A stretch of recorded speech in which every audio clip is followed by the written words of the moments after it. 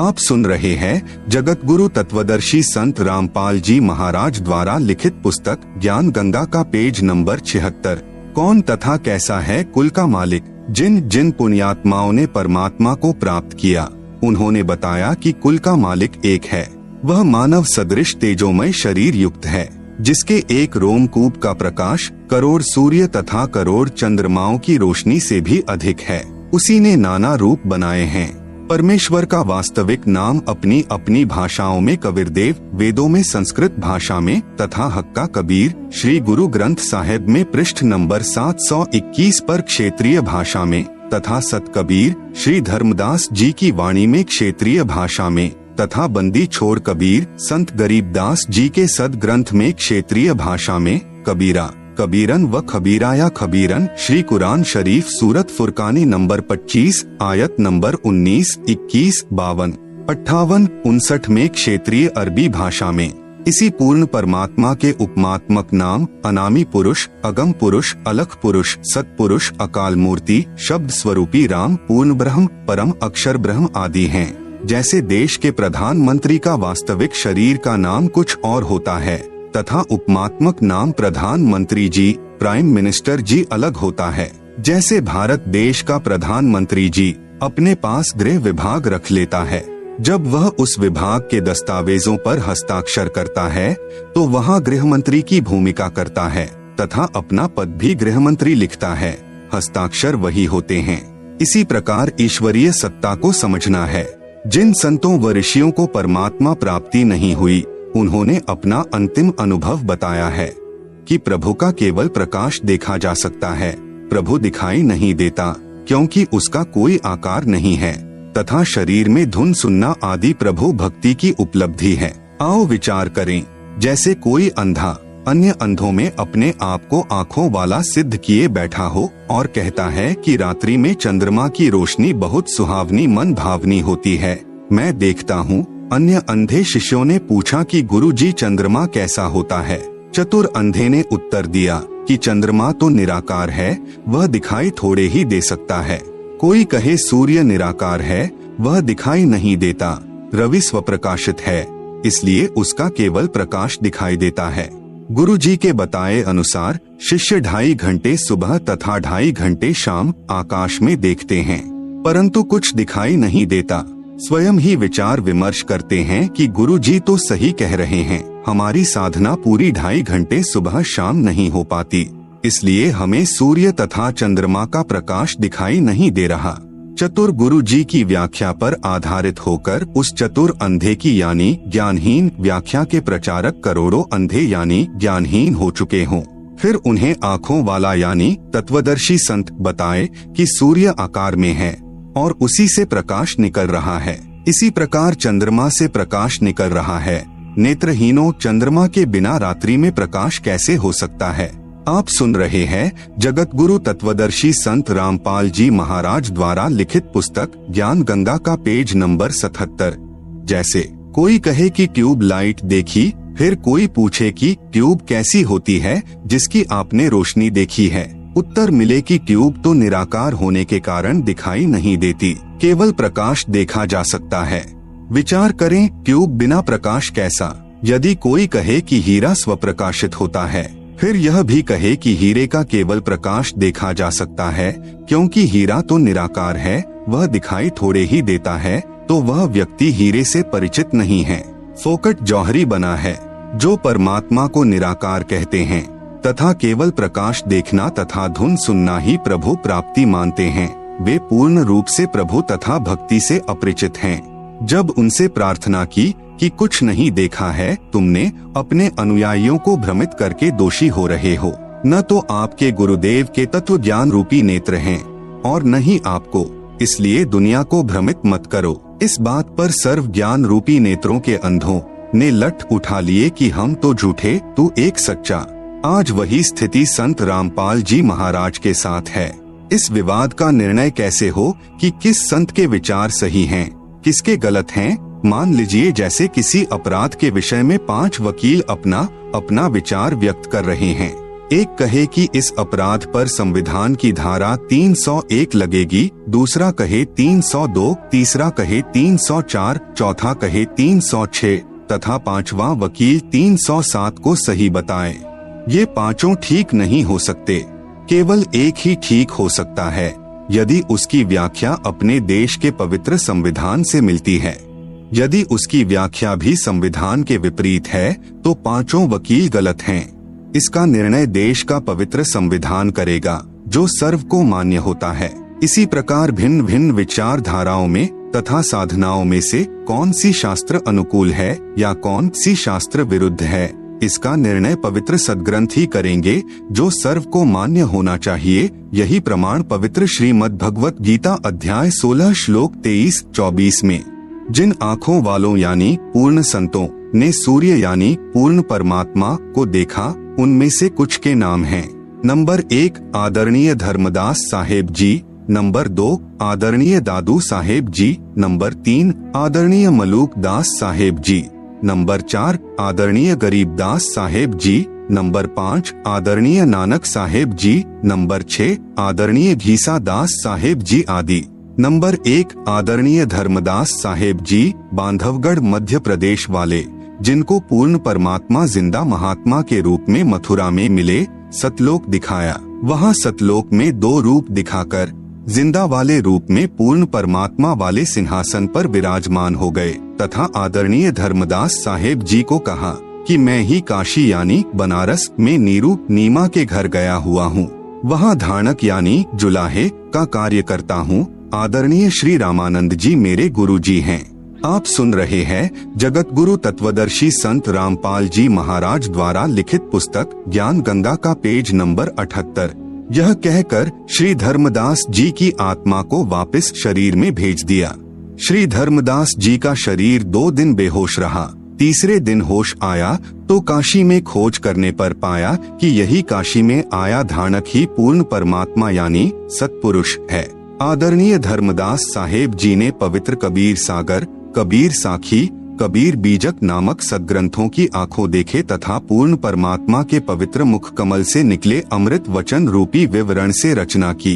अमृत वाणी में प्रमाण आज मोहे दर्शन दियो जी कबीर, सत्यलोक से चल कर आए काटन जम की जंजीर, थारे दर्शन से म्हारे पाप कटत हैं, निर्मल होवे जी शरीर। अमृत भोजन म्हारे सतगुरु जी में शब्द दूध की खीर, हिंदू के तुम देव कहाए मुसलमान के पीर, दोनों दीन का झगड़ा छिड़ गया तोहे ना पाए शरीर।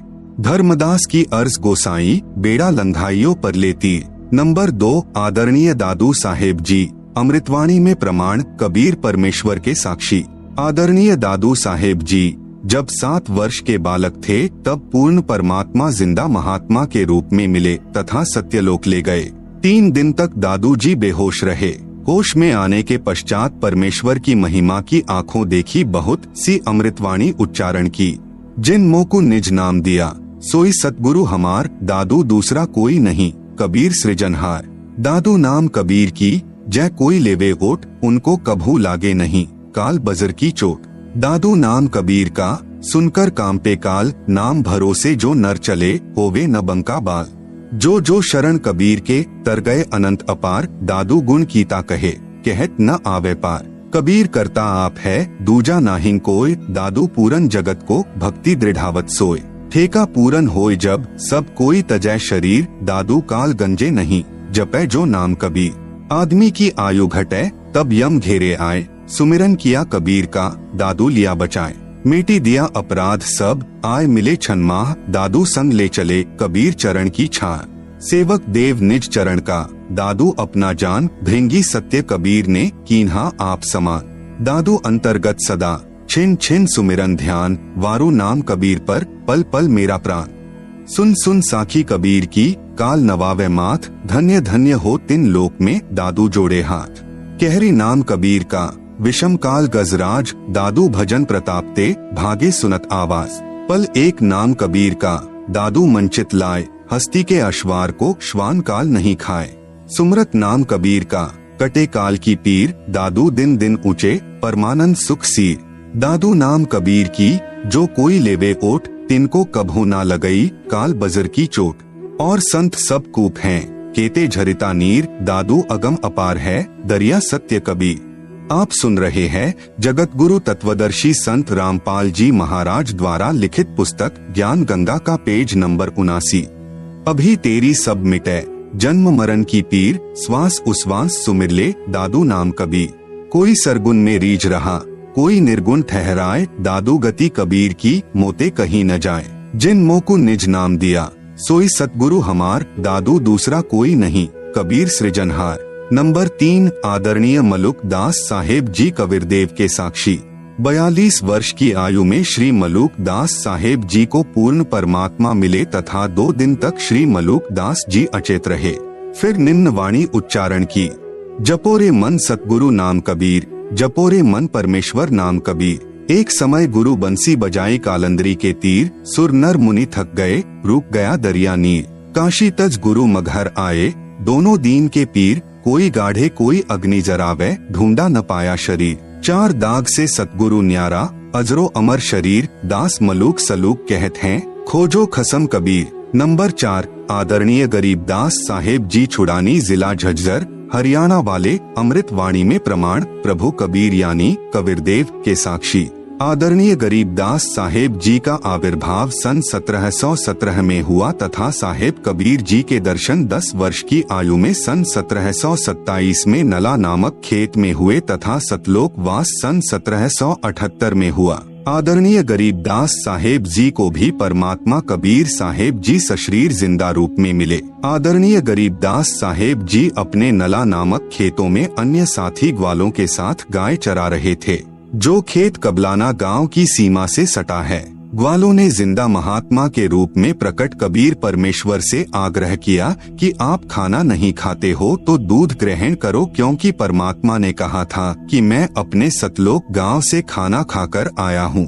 तब परमेश्वर कबीर जी ने कहा कि मैं कुंवारी गाय का दूध पीता हूँ। बालक गरीबदास जी ने एक कुंवारी गाय को परमेश्वर कबीर जी के पास लाकर कहा कि बाबा जी, यह बिना ब्याई यानी कुंवारी गाय कैसे दूध दे सकती है। तब कबीरदेव यानी कबीर परमेश्वर ने कुंवारी गाय अर्थात बछिया की कमर पर हाथ रखा। अपने आप कुंवारी गाय यानी अधनया धेनु के थनों से दूध निकलने लगा। पात्र भरने पर रुक गया। वह दूध परमेश्वर कबीर जी ने पिया तथा प्रसाद रूप में कुछ अपने बच्चे गरीबदास जी को पिलाया तथा सतलोक के दर्शन कराए।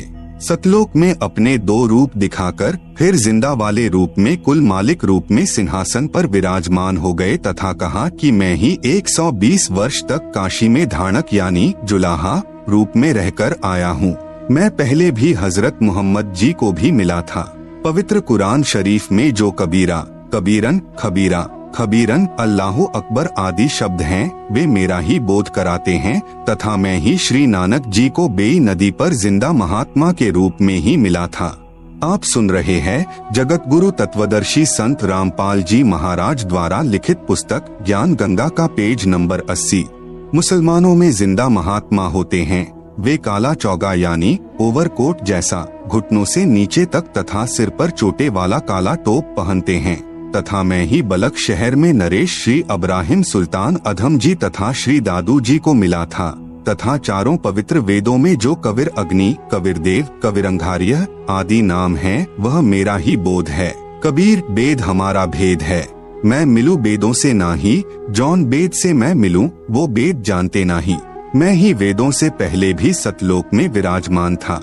गांव छुड़ानी, जिला झज्जर, हरियाणा में आज भी उस जंगल में जहां पूर्ण परमात्मा का संत गरीबदास जी को मानव शरीर में साक्षात्कार हुआ था, एक यादगार विद्यमान है। आदरणीय गरीबदास जी की आत्मा अपने परमात्मा कबीर बंदी छोड़ के साथ चले जाने के बाद उन्हें मृत जानकर चिता पर रखकर जलाने की तैयारी करने लगे।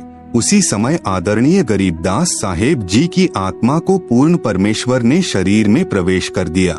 10 वर्षीय बालक गरीबदास जीवित हो गए। उसके बाद उस पूर्ण परमात्मा का आंखों देखा विवरण अपनी अमृतवाणी में सदग्रंथ नाम से ग्रंथ की रचना की। उसी अमृतवाणी में प्रमाण अजब नगर में ले गया हमको सतगुरु आन, झिल के बिंब अगाध गति, सूते चादर तान, अनंत कोटि ब्रह्मांड का एक रति नहीं भार, सतगुरु पुरुष कबीर हैं कुल के सृजनहार। गैबी ख्याल विशाल सतगुरु, अचल दिगंबर थीर है, भक्ति हेत काया धर आए, अविगत सत कबीर हैं। हरदम खोज हनोज हाजर, त्रिवेणी के तीर हैं। दास गरीब तबीब सतगुरु, बंदी छोड़ कबीर हैं। हम सुल्तानी नानक तारे, दादू को उपदेश दिया। जात जुलाहा भेद नहीं पाया, काशी माहे कबीर हुआ। सब पदवी के मूल हैं, सकल सिद्धि हैं तीर। दास गरीब सतपुरुष भजो, अविगत कला कबीर। जिंदा जोगी जगत गुरु, मालिक मुर्शद पीर। दहु दीन झगड़ा मंड्या, पाया नहीं शरीर। गरीब जिसको कहते कबीर जुलाहा, सब गति पूर्ण अगम अगाहा। उपरोक्त वाणी में आदरणीय गरीबदास साहेब जी महाराज ने स्पष्ट कर दिया कि काशी वाले धानक यानी जुलाहे ने मुझे भी नाम दान देकर पार किया। यही काशी वाला धानक ही सतपुरुष यानी पूर्ण ब्रह्म है। परमेश्वर कबीर ही सतलोक से जिंदा महात्मा के रूप में आकर मुझे अजब नगर यानी अद्भुत नगर सतलोक में लेकर गए, जहाँ पर आनंद ही आनंद है, कोई चिंता नहीं। जन्म मृत्यु, अन्य प्राणियों के शरीर में कष्ट आदि का शोक नहीं है। इसी काशी में धानक रूप में आए सतपुरुष ने भिन्न भिन्न समय में प्रकट होकर आदरणीय श्री अब्राहिम सुल्तान अधम साहेब जी तथा आदरणीय दादू साहेब जी व आदरणीय नानक साहेब जी को भी सतनाम देकर पार किया। आप सुन रहे हैं जगत गुरु तत्वदर्शी संत रामपाल जी महाराज द्वारा लिखित पुस्तक ज्ञान गंगा का पेज नंबर 81। वही कबीरदेव जिसके एक रोमकूप में करोड़ों सूर्यों जैसा प्रकाश है तथा मानव सदृश है, अति तेजोमय, अपने वास्तविक शरीर के ऊपर हल्के तेजपुंज का चोला यानी भद्रा वस्त्रा अर्थात तेजपुंज का शरीर डालकर हमें मृत्यु लोक यानी मनुष्य लोक में मिलता है, क्योंकि उस परमेश्वर के वास्तविक स्वरूप के प्रकाश को चर्म दृष्टि सहन नहीं कर सकती। आदरणीय गरीबदास साहेब जी ने अपनी अमृतवाणी में कहा है, सर्व कला सतगुरु साहेब की, हरि आए हरियाणे नु। भावार्थ है कि पूर्ण परमात्मा कबीर हरि यानी कबीरदेव जिस क्षेत्र में आए उसका नाम हरियाणा अर्थात परमात्मा के आने वाला पवित्र स्थल, जिसके कारण आसपास के क्षेत्र को हरियाणा यानी हरियाणा कहने लगे। सन 1966 को पंजाब प्रांत के विभाजन होने पर इस क्षेत्र का नाम हरियाणा यानी हरियाणा पड़ा। लगभग 236 वर्ष पूर्व कही वाणी 1966 में सिद्ध हुई कि समय आने पर यह क्षेत्र हरियाणा प्रांत नाम से विख्यात होगा, जो आज प्रत्यक्ष प्रमाण है। इसीलिए गुरु ग्रंथ साहिब पृष्ठ 721 पर अपनी अमृतवाणी महिला 1 में श्री नानक जी ने कहा है कि हक्का कबीर करीन तू बे एब परवरदिगार, नानक बुगोयत जनु तुरा तेरे चाकरा पाखाक। इसी का प्रमाण गुरु ग्रंथ साहिब के राग सिरी महिला 1 पृष्ठ नंबर 24 पर शब्द नंबर 29, शब्द 1 सुआन दुई सुआनी नाल, भलके भौंक ही सदा बियाल, कुड़ छुरा मुठा मुर्दार, धानक रूप रहा करतार। मैं पति की पंदी न करने की कार, वह बिगड़े रूप रहा बिकराल, तेरा एक नाम तारे संसार, मैं एहो आस एहो आधार। मुख निंदा आखा दिन रात, पर घर जो ही नीच मनाती, काम क्रोध तन वसा चंडाल, धानक रूप रहा करतार। फाही सुरत मलुकी वेश, वो ठगवाड़ा ठगी देश, खरा सियाणा बहुता भार, धानक रूप रहा करतार। मैं कीता न जाता हराम खोर, वह किया मुँह देसा दुष्ट चोर, नानक नीच कह विचार, धानक रूप रहा करतार। गुरु ग्रंथ साहिब राग आसावरी महिला 1 के कुछ अंश। साहिब मेरा एको है भाई एको है, आपे रूप करे बहु भांति, नानक बपुड़ा एव कहे। पृष्ठ 350। जो तिन किया सो सचु थिया, अमृत नाम सतगुरु दिया। पृष्ठ 352। गुरु पुरे ते गति मति पाई। पृष्ठ 353। बूढ़त जगु देखिया तो डरी भागे। अब सुन रहे हैं जगत गुरु तत्वदर्शी संत रामपाल जी महाराज द्वारा लिखित पुस्तक ज्ञान गंगा का पेज नंबर 82।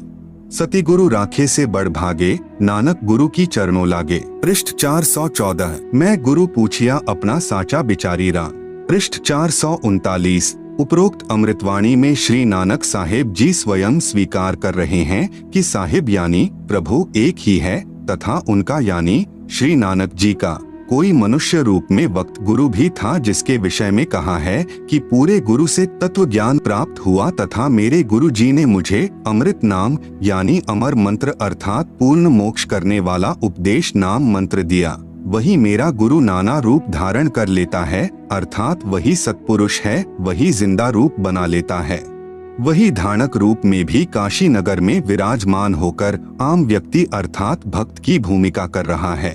शास्त्र विरुद्ध पूजा करके सारे जगत को जन्म मृत्यु व कर्मफल की आग में जलते देखकर जीवन व्यर्थ होने के डर से भागकर मैंने गुरु जी के चरणों में शरण ली। बलिहारी गुरु आपने दिहाड़ी सद्वार, जिन मानस ते देवते किए करत न लागी वार। आपीने आप साजियो आपीने रचियो नाव, दुही कुदरती साजिए करी आसनो डिठो चाव। दाता करता आपी तू तुसी देव ही कर ही पसाओ, तू जानोई सबसे दे लैस ही जिंद कवाओ करी आसनो डिठो चाओ। पृष्ठ 463।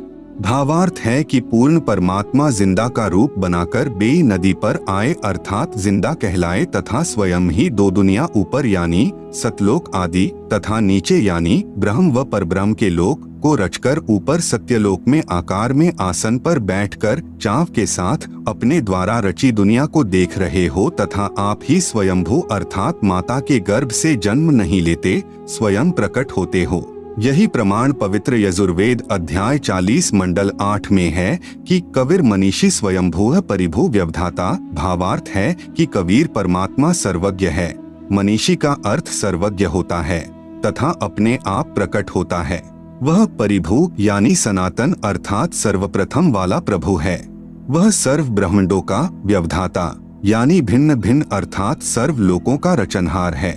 एहू जीव बहुते जन्म भरमिया ता सती गुरु शब्द सुनाइया। पृष्ठ 465।